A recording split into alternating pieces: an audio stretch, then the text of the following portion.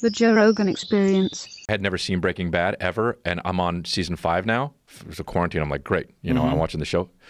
It ends after 5 seasons. Dude, if a show goes beyond 5, 6 seasons, it's really hard to maintain. Real hard. I mean, like, I watched Dexter. After 4 seasons, I thought the first 4 seasons were fucking amazing. After the John Lithgow season, I was just like, all right. I lost it at the John Lithgow season. The John Lithgow one, I was like, get out It's just like he would have been caught. Yeah. He would have fucking, you know what I mean? It's like, yeah. There was also, like, there's a terrible scene where he's choking some girl in a bathtub and, like, yeah.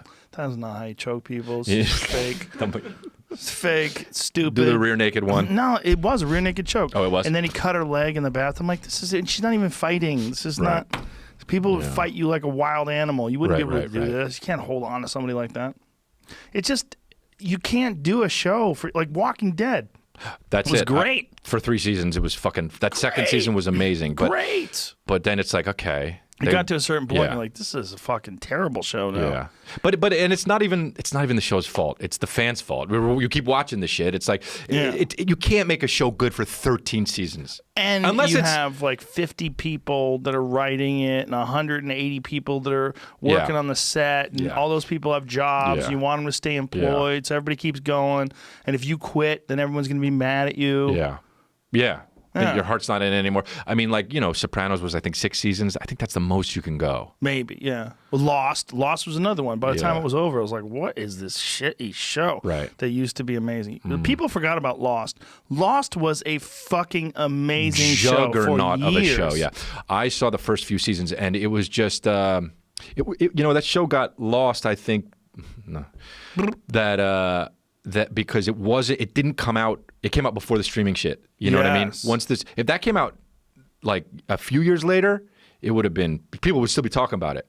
But I feel like people don't, because J.J. Abrams became such a big deal, and now they talk about him doing other shit, which is awesome for him. They forgot about it. There's just too many. The thing about shows is now, unlike back in the day, you can access all of them. So it's not like, if you wanted to watch Starsky and Hutch 20 years ago, like, good luck. Where are you going to find it? Right? Is there a DVD of Starsky and Hutch? I forgot about that. You can't watch it. You couldn't watch it. Couldn't watch shit. Yeah. So once a show was off the air, it was just off the air. Yeah. But now, they just pile up. I know. They just keep piling up. There's no way you can watch Handmaid's Tale and Ozark and Stranger Things. That's why I give up. You got to be okay with giving up. You got to give up. Like, if a show's not your bag, you got to give up. Like Game of Thrones. I watched it for 4 seasons. I know you love that fucking show. How dare you? I know, but you know what? It's not my style of show, man. What are you saying? You mean awesome? No, it is awesome. Stuff? No, it is awesome, but it's only awesome. It's like Breaking Bad. The reason why I love Breaking Bad, the reason why Sopranos I love it so much, is because there's fucking humor in it, man. There's humor in it sometimes. There is zero humor in Game of Thrones. True. And I get that that's a style, but I just can't be sucked into something for 5, 6 seasons where nobody trips, where nobody is just like awkward at a table, and they're just talking about dragons in the most serious fucking way. Yeah, but there's real dragons back then. They had to deal with it. I know there were real dragons back then, but still. They had real problems. They had real problems. People were like rating. And I'm not saying the show's not great. It's absolutely great, and I could never fucking put that show together in my life. It's awesome, but it's just awesome all the time, and I need a break from it sometimes. You need humor.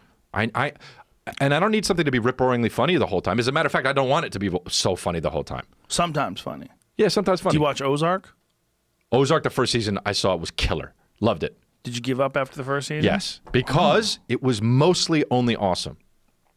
The only humor that ever came is because Jason Bateman is humorous. Yeah, it wasn't a humor. It wasn't a humorous show. It wasn't like, but it's so good. The only time I can be involved in a fucking movie or something with zero humor is if it's with like Liam Neeson in it. And he's just kicking ass the whole time until the end. See, I feel like he's got brittle bones. He's too old. I don't buy him with all these face punches and stuff. That guy's going to break his hand. I just taken is the shit to me. But yeah, of course. He's going to. After a while, I'm like, you ain't kicking anybody's ass, bro. I know. But also, you watch a show with dragons in it. Yeah, but this is more realistic. This old man is going to punch somebody. They're going to duck. He's going to catch him on the forehead. His hand's going to shatter. It's going to blow up like a balloon. That's what I know. Yeah. I know that. Yeah, that's what's going to happen.